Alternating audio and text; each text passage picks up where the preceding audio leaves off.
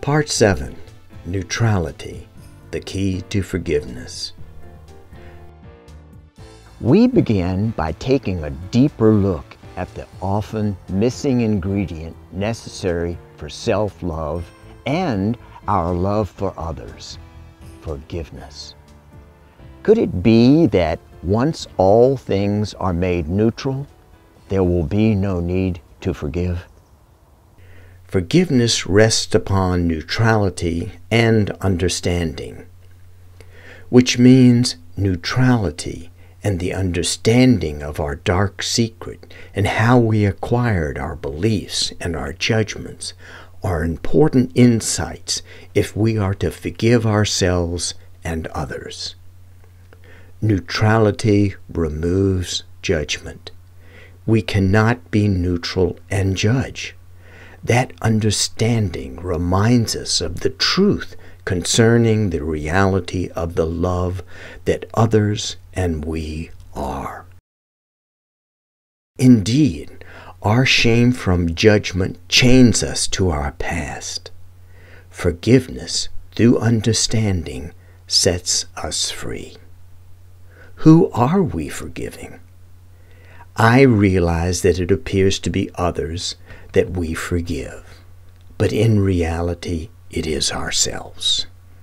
In a nutshell, our annoyance with others and our anger towards them results from our inability to forgive ourselves for our past actions and our perceived flaws.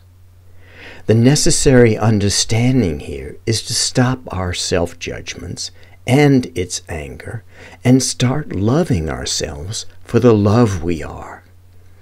We have been taught just the opposite, to do whatever it takes to be right and good and to forget about the love we are. Understanding. Life's experiences afford us understanding. Understanding is the womb that nourishes our forgiveness.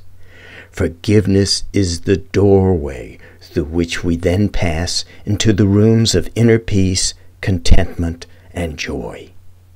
It then dawns on us that our job is to understand more and to judge less.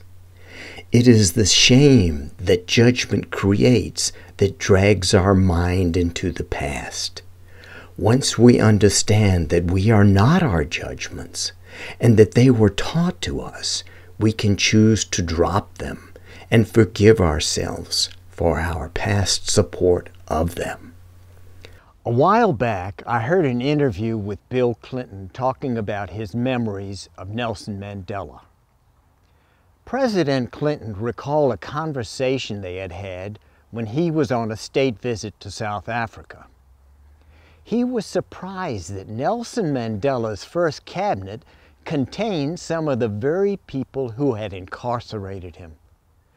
Mandela shook his head in understanding and responded that he had to work through that one, but realized that if he didn't let go of his judgments and resentment, he would always be their prisoner.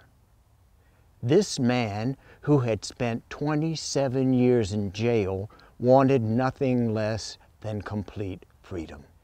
And that is what opened my eyes to judgment. It imprisons the love we are. It bars our ability to express that love by locking our hearts, separating us from our own self-love. This opens our minds to an important understanding. Our behavior is not what we are. Love itself is what we are. No doubt about it. That reminder is for me. I keep looking back at my past actions that I now find so offensive and think that they are what I am. We are often taught that how we act represents what we are. In truth, our misaligned actions merely represent our fear beliefs about what we are. To forgive is to accept once again into one's heart. Why do we forgive the parts of us that are flawed or caused our past actions that now haunt us with shame?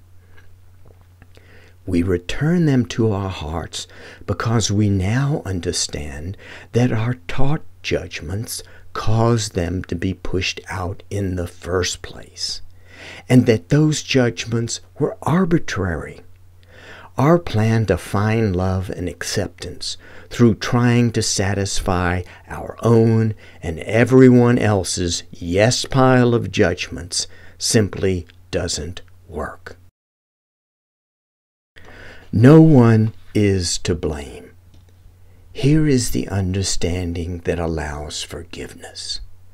Most, if not all, of our judgments are taught to us, and the actions stemming from them are often copied from those around us. Unfortunately, the behavior that stems from them frequently misaligns us with our reality. These differences constantly lead to conflicts and pain. Such results are simply in the nature of judgment. The following soft yet powerful words are from The Little Prince, written by Antoine de Saint-Exupéry. It is only with the heart that one sees rightly.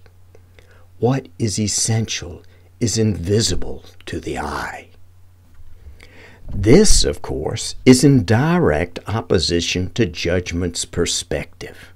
In fact, forgiveness is counterintuitive to its way of thinking. The heart says forgive, the judgments in our head say punishment. Judgment closes the door to the heart for oneself and others. When we look at others through our eyes, all we can see in them is our own perceived flaws. Only with the heart do we see the love we both are, which leads us to cognitive dissonance, a highly researched and accepted theory of Dr. Leon Festinger. Cognitive dissonance is the stress of holding two opposing beliefs at the same time. Our heart believes in love and forgiveness. Our head holds thoughts of judgment and punishment. This dissonance divides our house. So how do we unite it once more and begin to express compassion and forgiveness? The answer begins with self-forgiveness, which takes the issue out of the head and places it into the heart. That is how our mind finds inner peace.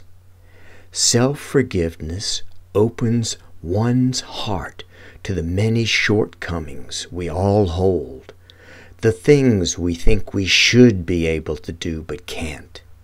It doesn't matter if it's reading and spelling or being a star mom, dad, or business person. No one is all things. So what about us do we forgive?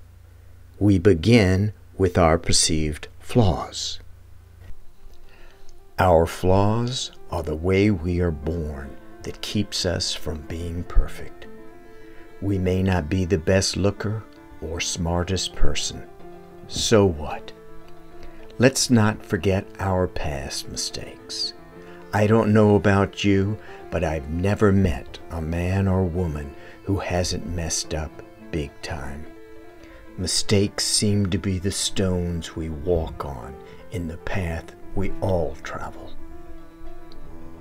How about our failures? The things we tried to do that didn't work out. It's time to realize that such errors were our best teachers. Our mistakes, if made neutral and forgiven, place us once more in the center of our life's path, a path of expressed and expanding love. The way to turn our faults and mistakes around is to stop pushing them out into the cold. We attempt to run away and hide from anything we think makes us less lovable. For example, The parts of us that were unable to do what was expected, made a mistake, weren't perfect, or perhaps acted unkindly. These memories have become our worst enemies. Peace only comes when they are forgiven through neutrality and understanding, and rest in our hearts once more. Many of us have thoughts of shameful mistakes and failures. They keep popping up in our heads like gophers and take away our peace. They have been pushed out of our hearts in an attempt to rid ourselves of them. When these mistakes and failures suddenly appear in our mind's eye, it is a signal to us of where we have not forgiven ourselves. When we forgive ourselves for making these mistakes or possessing presumed flaws, they will stop their incessant jumping up and running around in our heads. I have found that only forgiveness through neutrality and understanding will calm old mistakes and injustices. This still quiet is called inner peace. And what follows is a list of understandings we've been addressing. Understanding leads to self-forgiveness. I am love. Love is what we are. It's important to realize we are not our behavior. Behavior can be changed. The love we are cannot be changed. I was taught judgment by many different people. Most of them were lost in life and floundering to stay afloat emotionally, if not financially. Self-judgments influence how I acted. Again, the energy of our beliefs, which include our judgments, was the force that guided our behavior. Misalignment causes my emotional pain. As you may recall, pain is created when our behavior is misaligned with the love we are. Fortunately, self-forgiveness is a means to uncouple the shame of our flaws, and this healing begins with neutrality. Here are some neutral statements that might help with self-forgiveness. I don't like what happened. I wish things could have been different. I use these or similar statements every time I find myself up on my high horse in an attempt to avoid feeling my shameful past actions. Speaking it out loud or writing it down activates different regions of the brain and seems to hasten the healing process. Why is self-forgiveness so important? Once again, it is because self-forgiveness is the rise and shine road to self-love and inner peace.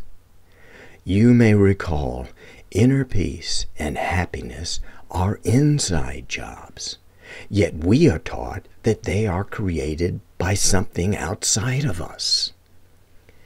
It appears that only when we can forgive our shameful actions can we forgive others theirs.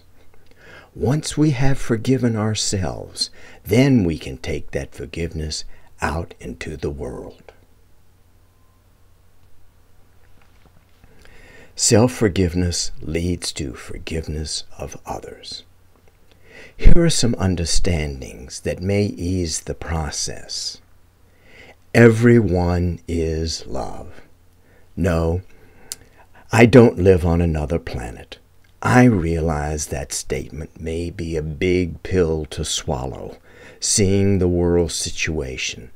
Nevertheless, many have come to realize that love is our human reality. And you may remember that judgments are taught. Others learned their judgments just as we did from their outside world. Judgments influence how others act. Judgmental beliefs guide others' actions to avoid assumed fearful dark beliefs about themselves just as ours do. Misalignment causes emotional pain for everybody. And unfortunately, that emotional pain reinforces the beliefs that direct everyone's actions if it is not understood for what it is, a result of judgmental behavior. As the Russian poet Alexander Pushkin wrote, "It's time, my friend, it's time. My heart is seeking peace." Aren't all of our hearts seeking peace? We don't need to die to find it. We simply need to forgive ourselves. Part 8 is on communication. How do we communicate our love without judgment so that we can maintain our alignment? The answer is defining ourselves. First, a small review. 1. Neutrality and understanding are necessary for forgiveness. The three define and support each other. 2. Forgiveness is the process of accepting something or someone back into our hearts. Judgment is what pushes them out in the first place. 3. Self-forgiveness releases the judgment of shame, the same shame that closes our hearts, shuts down our love, and causes us to lose our alignment. In Part 8, a breath of fresh air, speaking without judgment.